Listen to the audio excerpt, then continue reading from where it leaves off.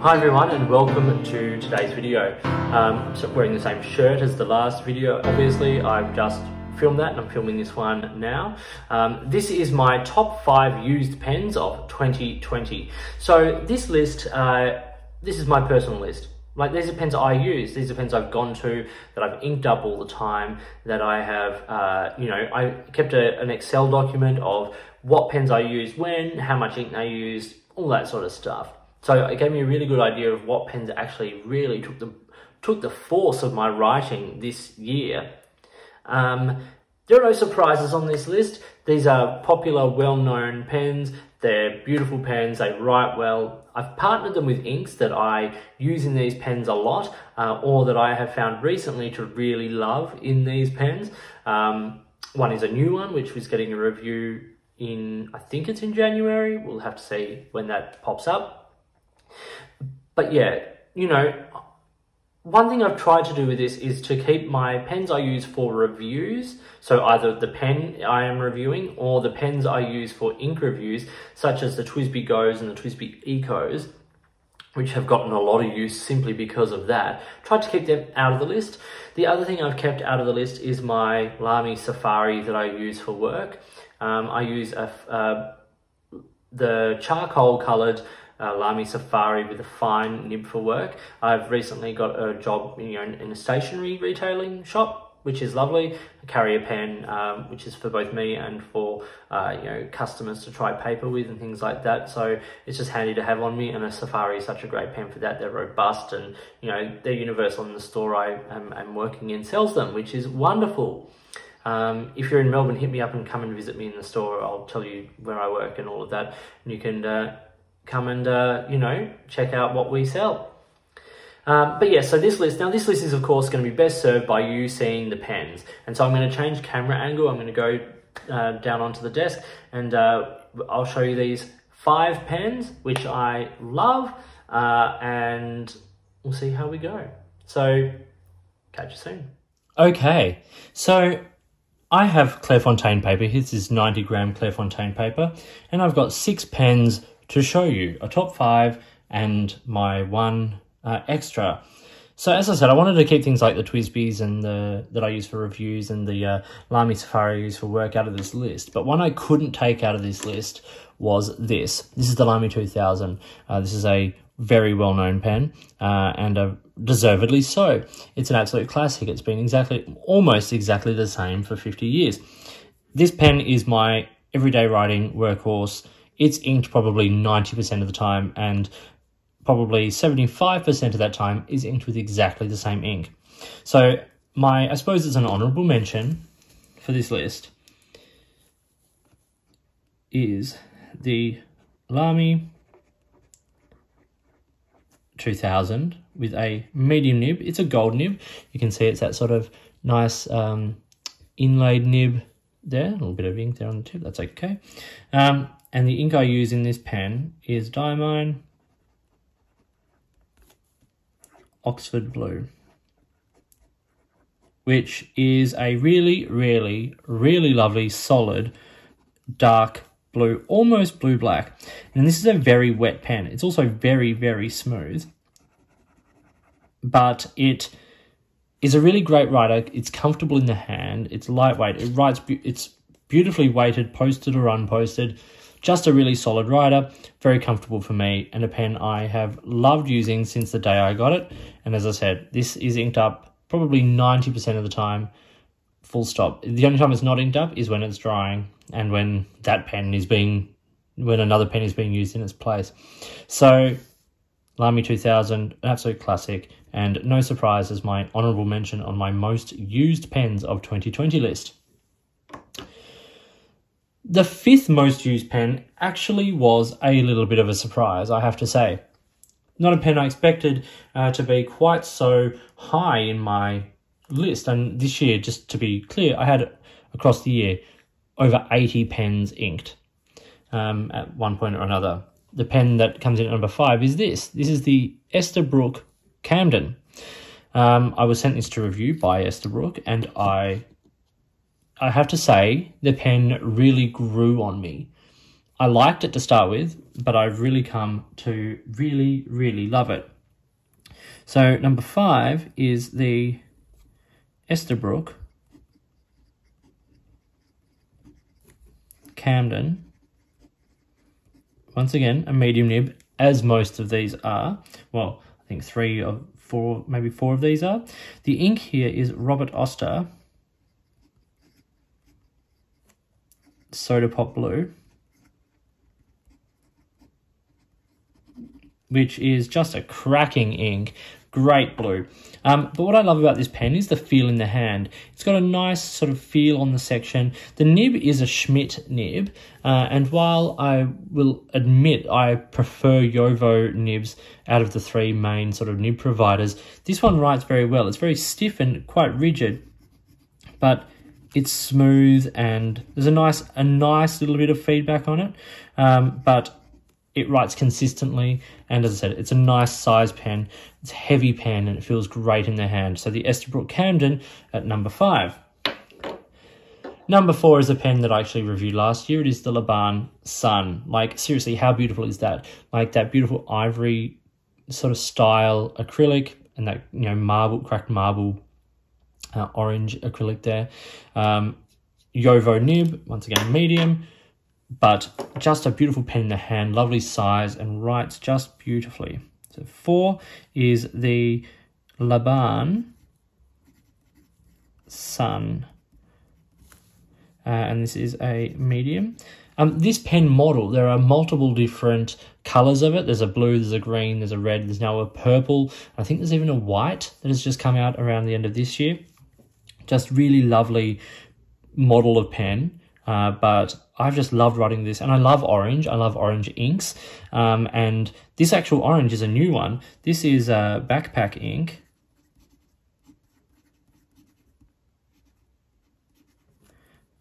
Amsterdam orange, which is a beautifully shading orange ink, slightly muted color, quite warm.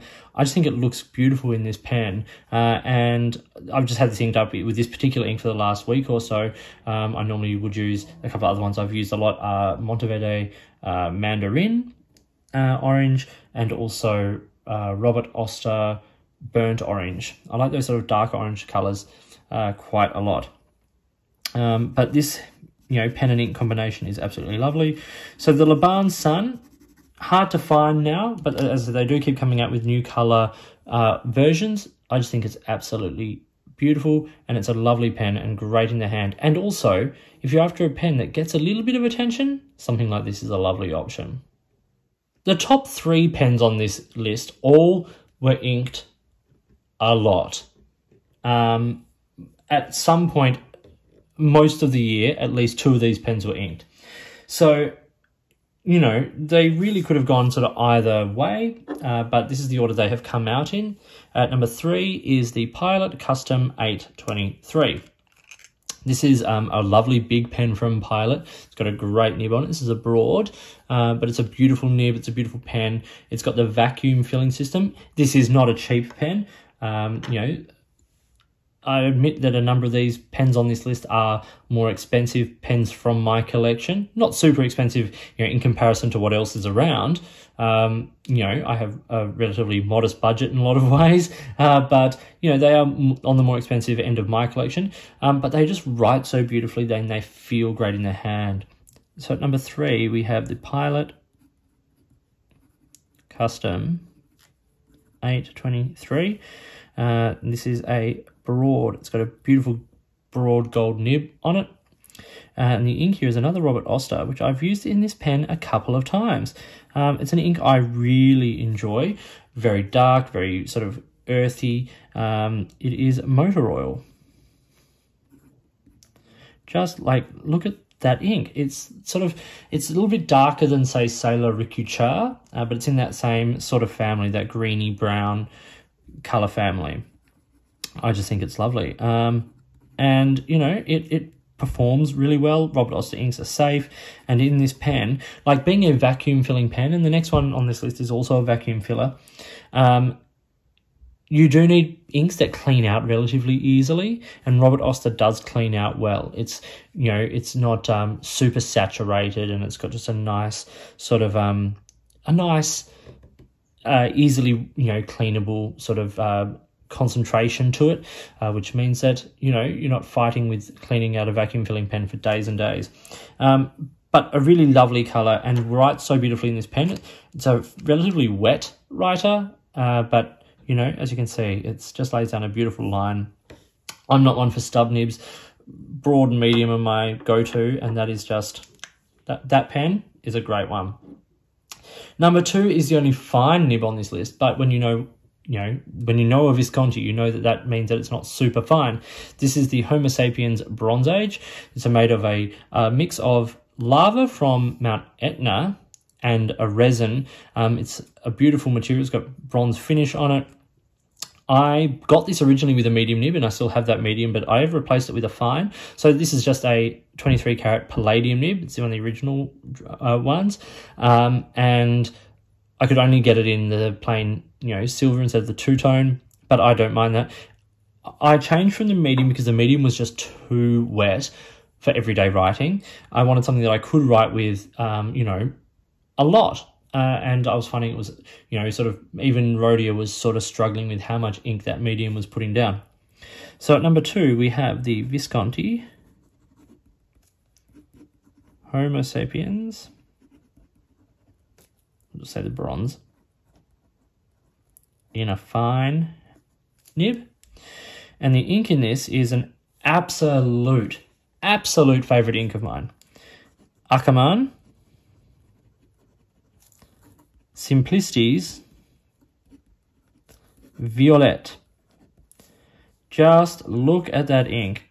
This is my go-to everyday purple, and I would go to this ink every day. I think it is just beautiful. It's no Lamy Dark Lilac, but it is absolutely beautiful. And you can see this pen lays down a lovely wet line, not the thickest line. Obviously, this is a finer nib, but it's still super wet, and you get lots of shading, and an ink like this sheens very heavily, and this is a good pen for that because it does lay down quite a wet line. Not only, you know, like, yes, it's a nice looking pen, it writes well, but it's made of lava, and that's just kind of really cool. It's got a very, very high cool factor. So Visconti Homo sapiens Bronze Age coming in at number 2. Number 1 on this list is a relatively new pen, and one I haven't reviewed yet, and I will be reviewing it next year. It is a very familiar pen to a lot of people. It is the Sailor Pro Gear. This has been getting a lot of views. I bought this at the start of the year, you know, to sort of signify a significant career thing, as it's just a little bit outside of my normal pen buying price range. But it is a beautiful pen, 21 karat hard medium nib, great size in the hand. If they could do something about their converters, I would be so happy. It's just a standard cartridge converter pen, but it is a great pen. It writes beautifully. The nib is beautiful to look at, and it writes beautifully. So here we have my number 1 pen for 2020, or my number 1 used pen, my most used pen of 2020 is the Sailor Pro Gear with a hard medium nib. Now, as it's 21 karat gold, it's not stiff. It's just not their flexible, well, not, I will not say that, not flexible, soft nibs. The ink in this is Diamine 1864 Blue Black. Now, people who are familiar with my channel will know how much I love blue black inks, and this is my favorite. This is my absolute go-to blue-black ink. So not only do you have my top 5 or 6 used pens for the year on this list, you also have some of my favourite inks of the year as well. But this Sailor Pro Gear writes beautifully. It writes so consistently and reliably. Like, there is never any doubt with this pen whatsoever. In fact, none of these pens on this list ever let you doubt them. And that's what a good pen should do. A good pen should be reliable. You should be able to pick it up and write with it. One of the reasons I love the Platinum Preppy, which is a $5.50 US fountain disposable fountain pen is because it writes first time, every time. I keep a number of them inked up around the house, just sitting there for when I need a pen. You know, one on the hallway table, one on the computer desk, one in my drawer, one here, one there. They just are reliable. And all of these pens are exactly the same. They write beautifully. They have a lot going for them in terms of design and comfort. Like, that is just a classy, beautiful, simple, elegant pen. The flat top, the little, you know, Anchor logo, the clip, I think, is refined and elegant. That beautiful nib, the shape of the section, the size of the pen in the hand when it's posted. This is the reason why this pen gets so much use, is because it's just sublime. It's just a beautiful pen and it fits so well in the hand, and I am just so happy to have it. I'm happy to have all of the pens on this list. So let's do a very, very quick recap now of these pens. So the Lamy Safari, my everyday, my everyday writer, always inked up most of the time with Diamine Oxford Blue ink. Number 5, the Esterbrook Camden, a bit of a surprise pen. Don't be surprised if you see another Esterbrook on next year's list. Here inked with Robert Oster Soda Pop Blue, just a really good everyday writing pen. Number 4, the Laban Sun. A little bit like when you see these pens all next to each other, this one stands out. That finish is beautiful. The way it writes, absolutely sublime. Number 3, the Pilot Custom 823 with a broad nib, here inked with Robert Oster motor oil, or I should say the Laban inked, as I said, with Backpack ink Amsterdam Orange. Wait for a review of that ink and an overview of their line coming up in the next little while. But the Pilot Custom 823, just an absolute classic. One of the closest pens to a perfect pen, in my opinion. The Visconti Homo Sapiens Bronze Age. A great material, a great pen in the hand, and when it's inked with something like Ackermann Simplicity's Violet, you do not need another pen in your pocket. And then number 1 on this list, the Sailor Pro Gear with a hard medium nib, inked with Diamine 1864 Blue Black. Just a really solid everyday writer, not a fancy writer, not a fancy looking pen, but a great pen. And if you are not familiar with the Sailor nibs, check them out. They are wonderful. So this was my top 5 used pens of 2020. So thank you for watching. That was my top 5 pens used this year. I hope you found this video interesting and useful, and I hope you have enjoyed watching my channel this year. I'm looking forward to keeping the channel going in 2021, reviewing lots more pens and inks and notebooks and all the wonderful stuff that goes with that. So thank you for watching. Thank you for your support. Please feel free to ask questions or drop comments down below. Contact me on my email, which is listed down below. You can find me on Instagram or Twitter at @the_offstage_me. You can email me, as I said, drop comments, all that sort of stuff. Just get in touch, keep the community going, enjoy being part of the community, enjoy the rest, or however very little there is, of 2020, and let's hope for a really great 2021 where things start to turn around for the world, for the pen world, for you, for me, for everyone. So thank you so much for watching. In the meantime, until I see you next, enjoy your pens, enjoy writing, have a happy and safe New Year, and I'll see you in 2021.